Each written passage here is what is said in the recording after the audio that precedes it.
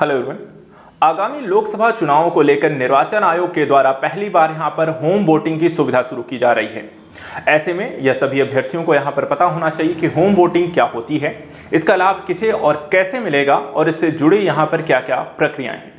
निर्वाचन आयोग के द्वारा चुनाव को संपन्न कराने से संबंधित कई सारी यहां पर जो गतिविधियां हैं वो परीक्षाओं के दृष्टिकोण से भी महत्वपूर्ण रहती हैं।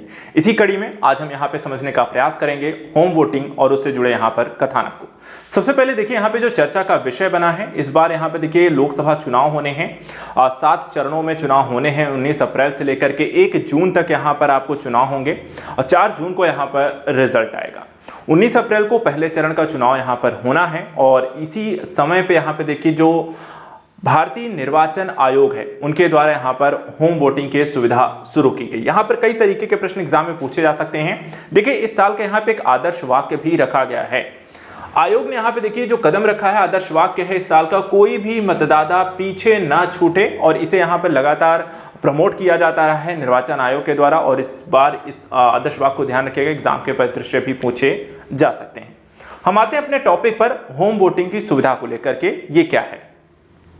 देखिए इस सुविधा के अंतर्गत होगा क्या कि जो भी यहां पर मतदान जो कर्मचारी हैं, सुरक्षा कर्मियों की देखरेख में मतदाता के घर से मतदान यहां पे कराया जाएगा।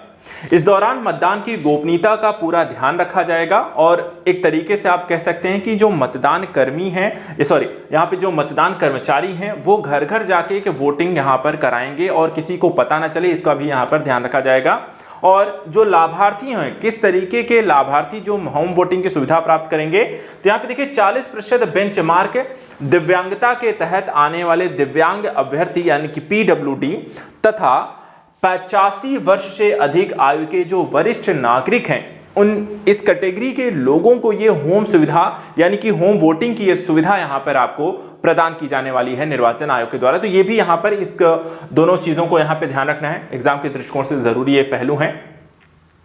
इसके साथ साथ अगर हम देखें यहां पर मतदान को समावेशी बनाने के लिए निर्वाचन आयोग के द्वारा और कौन कौन से कदम उठाए जा रहे हैं और इसका लाभ यहां पर कैसे सभी को मिलेगा और कैसे आप यहां पर इसकी जो जानकारी है सभी तक पहुंचाने का प्रयास करें, स्वयं भी मतदान करें और आसपास के लोगों को भी मतदान करने को, क्योंकि आप अपने राष्ट्र के निर्माण में एक डिसीजन मेकिंग सरकार बनाने को लेकर लोकतांत्रिक प्रक्रिया को यहां पर सुनिश्चित करने को, लोकतंत्र की जीवितता को यहां पर बनाए रखने के लिए आपका यहां पर सजग होना भी उतना ही जरूरी है। अब यहां पे देखिए आयोग ने जम्मू और उधमपुर में रहने वाले कश्मीरी विस्थापितों के लिए फॉर्म M की बोझिल प्रक्रिया को समाप्त कर दिया है और उन्हें मतदान करने में यहां पर अब आसानी होगी, जो कि प्रक्रियागत चीजों में यहां पर एक बदलाव आप देख रहे हैं। अलग अलग देश के हिस्सों में जो प्रक्रियाएं पहले थी, मतदान को सरल बनाने का एक प्रयास किया गया है। आयोग ने SVEEP यानी कि स्वीप व्यवस्थित मतदाता शिक्षा चुनावी भागीदारी में दिव्यांगजनों को सम्मिलित करने के लिए एक फैसला किया है। साथ ही दिव्यांगजनों के मित्रों, परिवारों, मतदान अधिकारियों आदि को भी यहाँ पे एक संवेदनशील इस मामले में बनाया जाएगा कि उनको यहाँ पर किसी तरीके का सुविधा ना हो, उन्हें भी वोट दिलाने के लिए यहाँ पे प्रयास किए जाए। साथ ही प्रस्तावित है एक बहु निर्वाचन क्षेत्र रिमोट इलेक्ट्रॉनिक वोटिंग मशीन यानी कि RVM।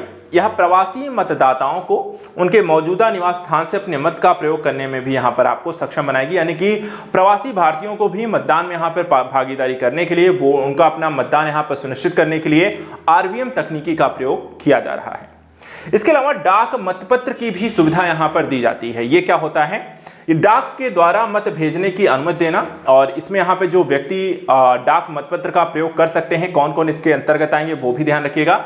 देखिए इसमें विशेष मतदाता, सेवा मतदाता, इलेक्शन ड्यूटी पर तैनात मतदाता और मतदाता जो प्रिवेंटिव डिटेंशन के अधीन है, वो सभी यहाँ पर इस डाक मतपत्र का प्रयोग करके अपना मतदान दे सकते हैं। इसके साथ साथ यहाँ पे देखिए कुछ यहाँ पे अन्य संदर्भ भी जुड़े हुए रहते हैं जो कई बार यहाँ पर एग्जाम में आपसे पूछ लिए जाते हैं। जैसे कि एक होता है जो प्रॉक्सी वोटिंग की, यहाँ पर आपको एक सुविधा की बात की जाती है। प्रॉक्सी वोटिंग क्या होता है, ये एग्जाम में आपसे पूछा भी गया है। देखिए इसमें होता क्या है कि पंजीकृत निर्वाचक अपने मतदान का अधिकार स्वयं के द्वारा नामांकित प्रतिनिधियों को सौंप सकता है, यानी कि किसी व्यक्ति का मतदान करने के लिए, अपना ही मतदान करने के लिए आप किसी अन्य व्यक्ति को यहां पर नियुक्त कर दें, और यह सुविधा केवल मतदाताओं के लिए ही यहां पर आपको उपलब्ध होती है। इसी को बोला जाता है प्रॉक्सी वोटिंग। साथ ही सेवा मतदाताओं में कौन कौन से लोग यहाँ पे शामिल होते हैं, तो इसमें देखिए आपके सशस्त्र बलों के सदस्य होते हैं, किसी राज्य के पुलिस बल के द्वारा ऐसा सदस्य जो राज्य के बाहर यहाँ पे सेवा कर रहा हो, वह व्यक्ति जो भारत सरकार के अधीन भारत से बाहर किसी पद पर कार्यरत हो, और उस बल का सदस्य जिस पर सेना अधिनियम 1950 यहाँ पे लागू हो। तो चुनाव से संबंधित निर्वाचन आयोग के द्वारा लगातार यहाँ पर मतदान को बढ़ावा देने के लिए अलग अलग सुविधाएं, प्रक्रियाएं यहाँ पर अलग अलग वर्गों को ध्यान में रखकर की जा रही हैं।